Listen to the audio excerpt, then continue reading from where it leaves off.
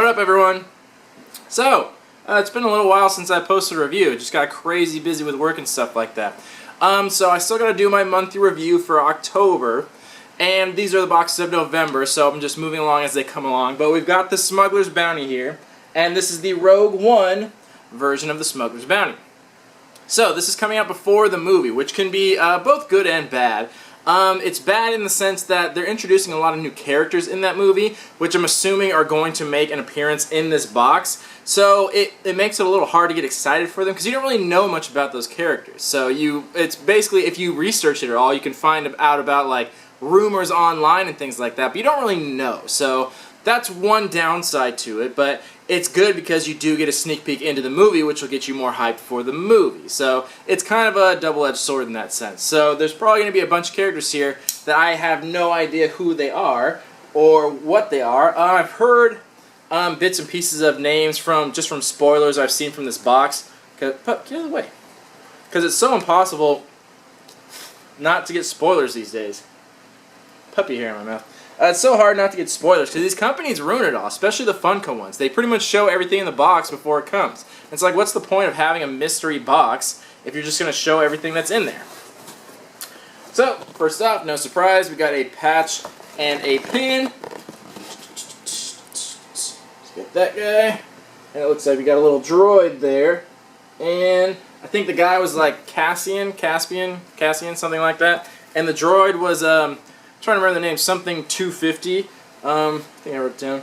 I can't remember what the letter was. It was like something 250. I don't totally remember, but yeah, I remember seeing something about that. But these are new characters for the Rogue One movie, which looks pretty good, by the way. I'm not a huge Star Wars fan by any means, but it still looks like a pretty legit movie. I think it looks better than The Force Awakens, to be quite honest, in my opinion, but only time will tell. Alright, so we got a shirt, as we always do in the Star Wars box. Puff's excited for it. Puff's a big Star Wars fan. Can't wait to see. What, are you going to smell it? Yeah, it smells like a shirt. Alrighty. Do-do-do. Do-do-do-do-do-do. There we go. Got our Rogue One shirt. Nice. Alright, so this is one cool thing about it. Since it's coming out before the movie, now you have a shirt to wear to the movie, which I think is cool. That makes it pretty fun. I do like the shirt. I like the color on it, the whole red and blue scheme thing there. So yeah, it looks pretty nice. And the Funko shirts are actually pretty nice in quality. They fit pretty well, in my personal opinion. And yeah, they're like fairly soft. They're not like amazing or anything like that, but they're decent in quality as far as the box shirts go, because usually they're terrible quality, but these ones are actually not too bad. I'm not sure if it came in any other variations. Sometimes they do. I'm sure it had a color variation or something like that. But anyway, I think the shirt's really good, and yeah, I'll give that like an 8 out of 10. I think everyone will like that. Obviously, you're a Star Wars fan if you're getting the box. And you know, it's been a while since we've gotten a shirt in a box. I can't remember the last time I gave a shirt rating. It's been a little while. Alright, nice shirt. So we'll see. And it said the spoilers were there were 2 pop figures and 1 other character. And this one is, I don't know if I'm pronouncing it right at all, Jyn Erso. I'm sure I'm brutalizing that name, but since I've only read it, I don't know how to pronounce it. Once the movie comes out, I'm sure I'll know how to say it perfectly, but when you only read names, it's very easy to mispronounce them. Again, this is a new character, so I can't get too psyched. Doesn't look crazy amazing, it just looks like they has a pretty generic suit on. It looks familiar, the suit. I'm sure I think the suit has made an appearance in one of the other movies. I can't reference exactly where it's from. I'm sure someone in the comments will know. But yeah, alright. So we got a new character there. And it's pretty safe to assume it's one of the main characters. And she looks like one of the good guys. So yeah, that's about all I can say without saying it. Next! Do-do-do, do-do-do. Imperial Death Trooper. Now this guy looks pretty badass. And he looks like he's on the opposite, the opposing side, and he looks like a stormtrooper. Like, I'm guessing this is the stormtrooper version in the movie. I think he kind of looks like one of the fighter pilots. He looks similar to the, I can't remember what they're called. But yeah, he looks pretty similar to that, so I'm guessing there's some relation there. But yeah, it looks pretty cool. It's hard to see a lot of the detail because it's pretty much just solid black. Thank you. Pretty much just solid black. So there's that. And our last item.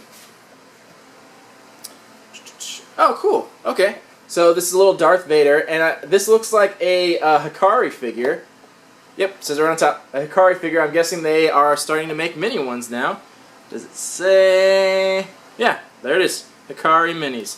So that's pretty cool. I like that. I like the little Darth Vader. He looks nice. Yeah, I've never been a huge fan of the Hikari for a few reasons. One, their size. They're a little too big, and they're pretty expensive. They're kind of hard to display because of their size, so it makes it a little awkward. So I kind of like this size better, much easier to display. And honestly, I haven't been a big fan of them because there's just not that much detail in them. They're very simplistic. They have a basic sculpt, and they're usually like one color, or if they're not one color, there's just a slight variation to it. There's just not that much to it. This one's cool. I like this one. I like the color and I like the style of it. So I think they're better off doing them this size. I think they'll be much more collectible and probably at a better price point too.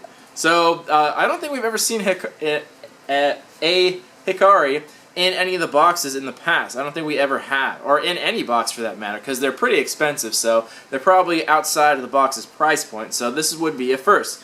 Well, that's kind of cool. I like that they are trying to keep it a little bit interesting, even though it's 100% Funko. They still are trying to mix it up. 2 pop figures, though, and as always, it's very pop heavy. 2 pop figures, and the characters on the shirt are in the pop style, so it just kind of is what it is. I think they should change it up more and do different styles as far as the shirt designs and things like that. But, you know, that's just me. I've heard a lot of other people agree, too, that it's just very pop heavy. I'm fine with all Funko, but there's so many other variations of options of what they do as far as like mystery minis and Dorbs and like the pocket size ones, and there's just so many things they can do, and it pretty much ends up being like 2 pop figures, a shirt, and 1 other item. And they usually always spoil who the characters are too, so it's like, well, where's the mystery in it? They just kind of are telling you what's in the box, and then you pay for it. They're kind of going a weird direction with that. But that's just me. Anyway, that's all the items in the box, so we'll take a short little break. We'll come back, talk about some value, and give this box a rating. See you soon. Alright, we are back. Let's talk about some value on these items. First, the shirt. Very nice shirt. I'll definitely wear it to the premiere because it's the only one I have. Like I was saying, 8 out of 10 score on the shirt. I think they did a good job. I think everyone will like it. Design is cool. They still are always going with the pop figure design on shirts, which they really don't need to do. They could really change it up, honestly. But, you know, that's what they did. So, but it's still a cool shirt. But it'll get the standard $12 to $15 value. But if you really want this shirt, you can find it for next to nothing, because people sell these online for pretty cheap, so if it happens to be in your size, you can probably get it for dirt cheap, but it'll still get the standard shirt value. Then, our Jin Pop. So I was doing some research, and there are actually a ton of different versions of this Pop. I was assuming that this is the first one we'd see, and it was kind of going to be, this character was only going to be in the box, at least for now, until the movie came out, but I did research, and there's already a bunch of variations from this. There's a normal one, there's a Target one, there's a Hot Topic one. So that being said, that probably hurts the value quite a bit. Even though she's probably a main character, since there are already so many variations that aren't that different, there's not going to be a high resale value. And honestly, pop figures in general are on the decline, a hard decline. So they're losing value every single day. All of them are, across the board. So if you're looking to sell your collection, do it now, because they're not going to be worth much in the very near future. Anyway, this one right now is going for only about $16 or $17. And this box just came, and so that price is probably going to drop at least a few dollars over the next few weeks. So very low for a pop figure, especially one that's a main character. But like I said, probably because there's already so many variations of it out there. And on top of that, nobody really knows this character. People have seen it and heard of it and probably seen it in movie posters, but they don't know that much about it to really get psyched for that character. So the price may come up a little bit when the movie's release, but probably not, because this will have already been out for a while, but it may taper off. So next, the other pop figure, the Imperial Death Trooper.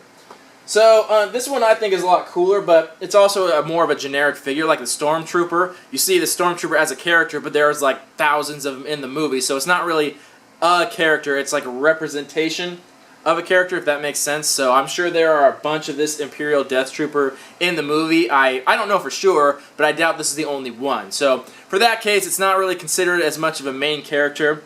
And for those reasons, the price on this isn't that high either. The same as Jin, about $16 or $17. And again, this box just came out. So if you're willing to wait for auctions, like go on eBay and wait for auctions via these, you get them much cheaper than that. Probably $10 or $12 to be quite honest. So, and again, the price is going to continue to drop every day that goes by. So pretty low value on these pop figures, so not so high so far. Then, our patch and pin combo. Just still in the box. Should probably take them out. So these are pretty much always the same price, and the characters, again, aren't super well known, so they're not going to fetch a super high price. But for the pair of them, it goes for $6 to $7, which is pretty common. It's almost always right around that price, no matter who it is. And this is for all the Funko boxes. Even with popular characters, it really doesn't go up much at all. Pretty much $6 to $7 for the patch and pin, almost always, if not right around that price. So no real surprise there. Then, one thing that did surprise me, the last item is our Vader Hikari. So like I said, the first time we've seen any Hikari in a box, and the first time ever we've seen the mini Hikari, or at least to my knowledge, I've never seen it before. It could have shown up somewhere else, but it's not in it hasn't been in circulation or anything like that. And I like this one, and again, there's variations of this one. There's a red one, a clear one, a black one. So just the color is exclusive to this box, which, again, it hurts the value on a lot of these because nothing's really exclusive. It's just different paint jobs. There's no exclusive sculpts on a lot of these figures, with a few exceptions. So, but surprisingly, this has a very high value. Surprisingly, not that many people were even selling it. I think a lot of people are keeping that figure. But this was going for, on the low end, about $30. And even the auctions were going up towards that price. So that's fetching a pretty high price, which is surprising. I think it's cool, but still, the Hikari just aren't that popular. I'm sure there are some people that collect everything Funko, but it's like pop figures are God in the collection world, and everything else is just kind of trickled below it. So I was pretty surprised at going for such a high amount. And, you know, it's not that high, but, you know, it was still surprising. I didn't think that a lot of people would like that, but they are. I think it's cool. But yeah, so that was going for about $30. So surprisingly so. That brings our total value on the low end of $80 and on the high end of $86, which is pretty decent. A lot higher than I think we've ever gotten from a Star Wars box before. Now, this box usually doesn't have the best value. It's always good. It always gets pretty close to double your value, so it's always worth it, but it's never been like really high, amazing value, pretty much ever, to my knowledge. But yeah, this one did really great. But I think it's mostly due to that one Hikari figure. Everything else is pretty low in value. These pop figures are some of the lowest valued pop figures I've seen from this box, and it's only going to get lower from here. But we'll see how well the movie does. Maybe these will come back in circulation, and maybe they'll pick up the price a little. So only time will tell. It's a very interesting situation to be in. But that being said, these boxes have just become very generic. It's almost like you know what you're getting every time. With the Star Wars one, it's almost always 2 pop figures, shirt, patch pin, and then one other item. And with the DC and Marvel ones, it's like shirt, comic, pop, patch pin, and one other item. So it's always so expected nowadays, which can be good and can be bad. The pop figure is really on the decline, like I was saying early. It's getting less and less popular every day, and they're flooding the market so much. There's so many of them they're putting out every single month. There's no way anyone's going to collect all of them, or even for one series. I know a lot of people were trying to collect all the Star Wars pop figures, but good luck at this point. They're releasing new ones almost every month, so it's getting harder and harder to have a complete collection. So I think interest is dying off for a lot of them. But I will give them this. I did see a spoiler, which I tried to avoid, but it's fucking everywhere for the next Star Wars box, and that pop does look badass. I'll give them that. I'm not a huge Star Wars fan. I'm not even a huge pop fan, but that deluxe one with Han Solo and the Tauntaun looks really badass. And I hate spoilers, but literally, everywhere I've gone, like I was looking up shit for Pokemon, and there was advertisement for it everywhere, plastered all over the place, and it's like, god damn you guys, like, it's just impossible to avoid it. It still looks cool, and I'm happy about it, but I think it'll fetch a decent price, but they're really, really pressing the market on that, so I think they had to put some extra money into that, so that does look cool. So I'm glad I stuck around with this box. I was iffy on it, but I said I'll keep it until at least Rogue One comes out, and the Empire Strikes Back box looks pretty chill, so, you know, I think I'll keep it around for a little longer, for the time being. Anyway, after my long rambling, I'm going to give this box a 7 out of 10. It got really good value, but it was kind of only because of that one item, and I think that's why it even gets a higher score. Everything in this box was very generic, again, very pop-heavy, from the design on the shirt to the pop figures. The characters aren't well-known yet, so it's hard to get super psyched about them, and the only thing that was new and interesting was the Vader Hikari. Other than that, it was just kind of generic and low in value. But it was still good, still worth it. You still got good value and everything like that, but nothing amazing. So it was good, but not amazing, and that's why it gets a 7. But let me know what you guys thought. Are you super psyched for the movie? Like, do you give a shit about these characters, not knowing anything about them? Or are you a big Star Wars fan and you're already psyched for these characters, no matter if you've seen the movie or not? I'd be interested to hear your guys' opinion, so let's talk about it in the comments. Anyway, this has been Smuggler's Bounty, the Rogue One version of the box. 7 out of 10 on the box, 8 out of 10 on the shirt. Let's talk in the comments. Thank you all for watching. Love y'all. Peace.